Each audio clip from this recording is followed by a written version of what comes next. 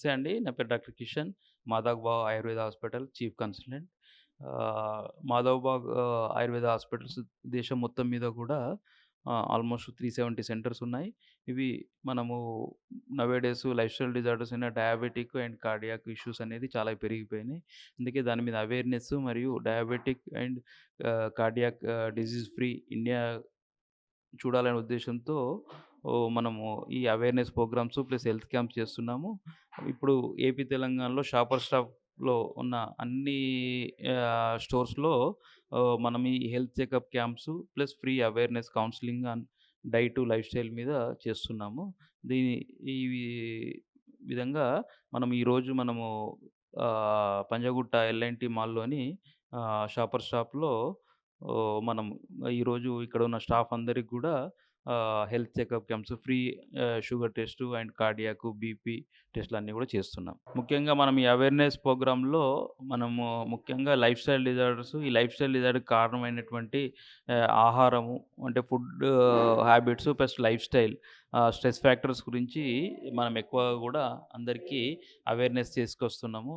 Sleep pattern ఎట్లా ఉండాలే, plus physical activities లేకపోతే ఏ విధంగా ఉంటుంది. అట్లాగే స్ట్రెస్ అనేది బాడీ మీద ఏ విధంగా మనకు ఎఫెక్ట్ చూపిస్తుంది. ముఖ్యంగా డయాబెటిస్ అండ్ కార్డియాక్, థైరాయిడ్ మీద. చాలామంది నౌ-ఏ-డేస్ ఇప్పుడు ఈ యంగ్ జనరేషన్ అంతా కూడా ప్రిజర్వేటివ్స్ మరియు ప్రాసెస్డ్ ఫుడ్ ఎక్కువ తీసుకుంటున్నారు.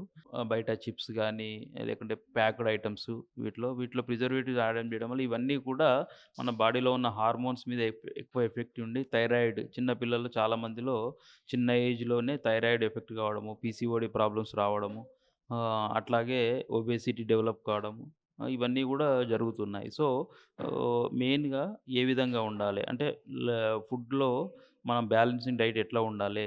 ఎంతవరకు మనం ఫైబర్ తీసుకోవాలి? ఎంతవరకు కార్బోహైడ్రేట్స్, ప్రోటీన్ తీసుకోవాలి? సో, జనరల్‌గా మన ఇండియన్ లైఫ్ స్టైల్‌లో కార్బోహైడ్రేట్స్ ఎక్కువగా ఉంటాయి.